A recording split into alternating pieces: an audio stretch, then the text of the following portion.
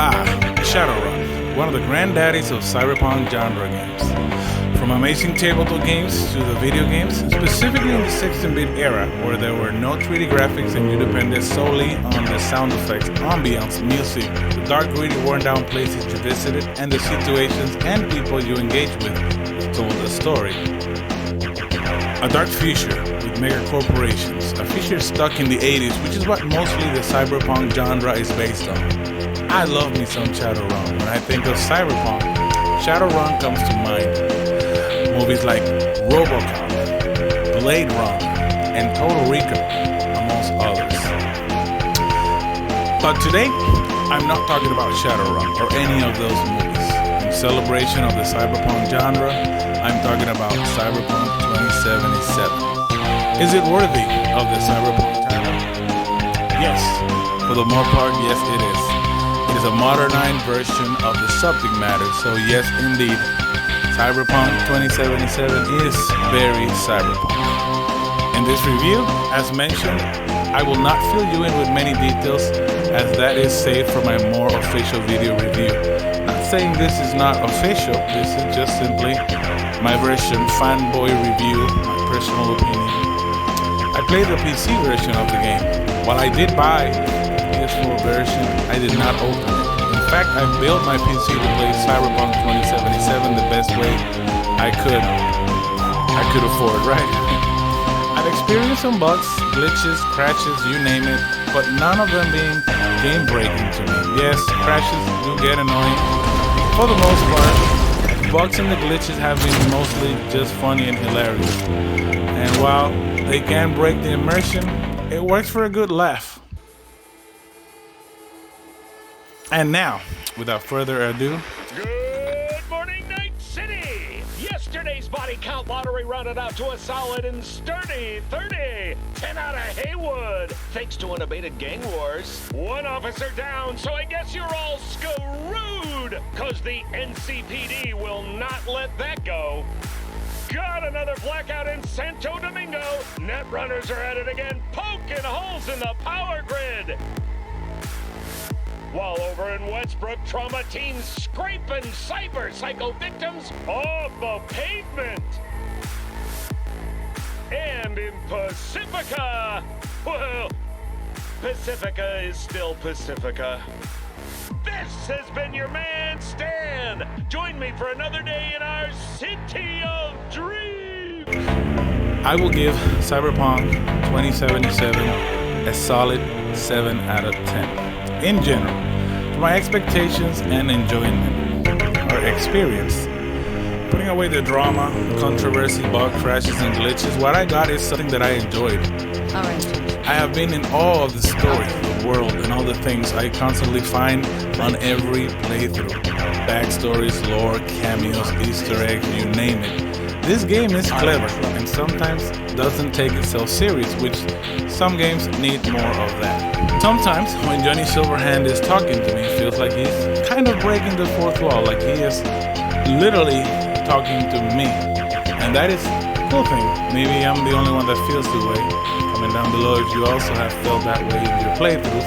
The game loses 3 points overall, in part due to the expectation. We all know this. The overall loss of immersion, the lack of urgency. This is an important part.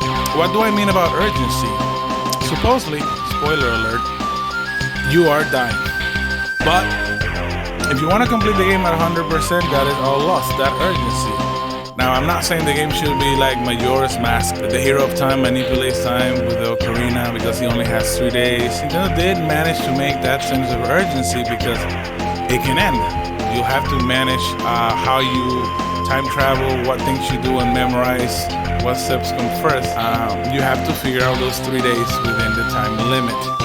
The game Cyberpunk 2077 poses a sense of urgency, but does not make many attempts to make you feel like there is one. Other than that, the game is good. Love all my interaction. Jackie's my boy, Panam is one sexy, rough action type lady. Instance that mysterious and kind, very humble, a good friend. She's your emo friend. Well, yeah, you know. You have Carrie Urodine, which always looked up to Johnny and misses him a lot and never felt complete as himself, but as a part of something greater, yet under the shadow of Johnny. That arc was great.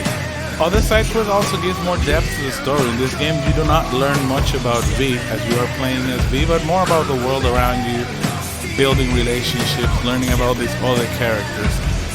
The side quests and mini quests also add a lot to this 25 to 30 hour game, and it did not feel like a chore, but it complemented for what the game lacked. Very clever, very well executed in that area. You're learning about Arasaka, the Max Stack gangs. It's pretty cool. And while the AI is lacking, it's just a retarded and funny part of the game. But in my opinion, there's one thing that actually makes this game a 10 out of 10. And some of you all may know what that is, but I will let you in on it. With a credit rating above 700. For all of Lizzie Wizzy's other fans, the concert will be available to view through domestic feeder units. And that's your latest, Night City. Until next time.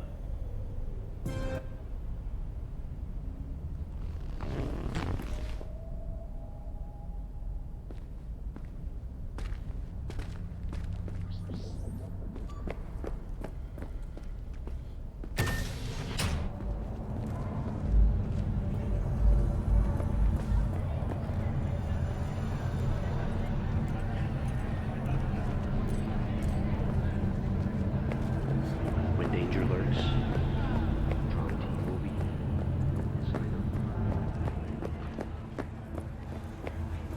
So I asked you.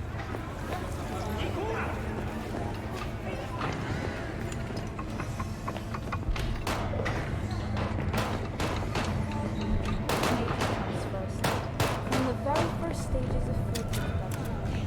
I can't, Dad. I'm on a job. Gunner too. Don't check on me. I know what I'm doing. The marine style uranium mine collapse that occurred just outside Novosibirsk in southern Siberia has concluded with a happy. So, we gonna talk about yesterday? It's all in the report. Oh, I read it. Except there's no missing detail. Delta the fuck out of it.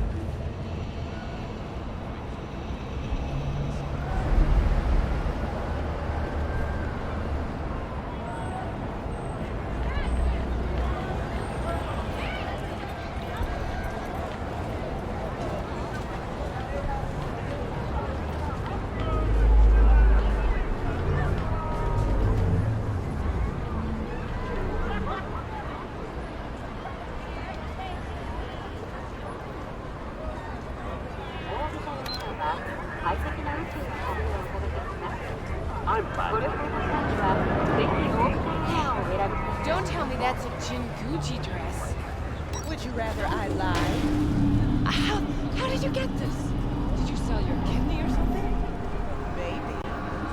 For the record, it's gorgeous, but that many eddies? Was it really worth it?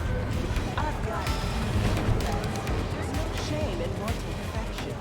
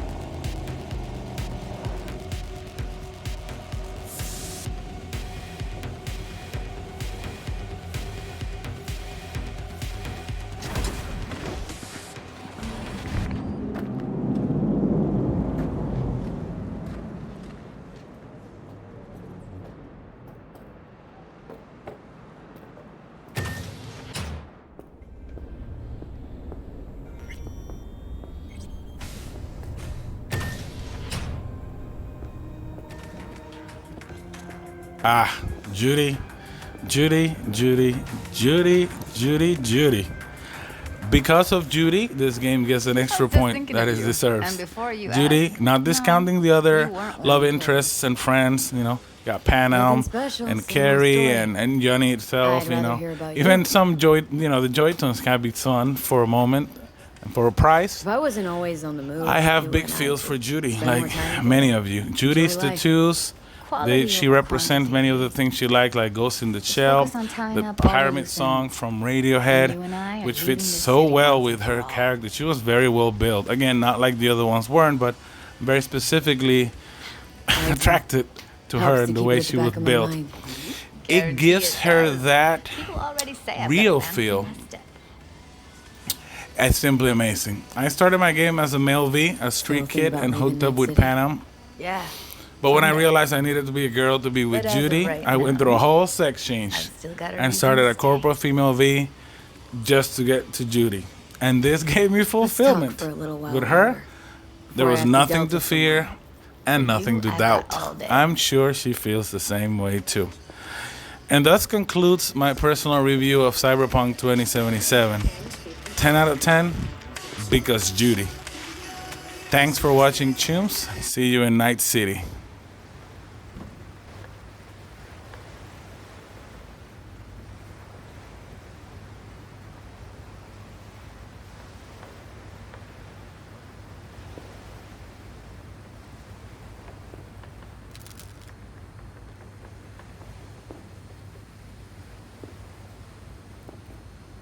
Don't bullshit me, Judy. We're still synced, remember? Clouds has gone to shit. Tiger Claw No Next took revenge for Hiromi and the rest. There was a firefight. Tom's dead. Roxanne barely got out alive. House is closed until further notice. I'd rather not talk or think about it. I didn't want to tell you. Wanted this to be just our day. It is ours.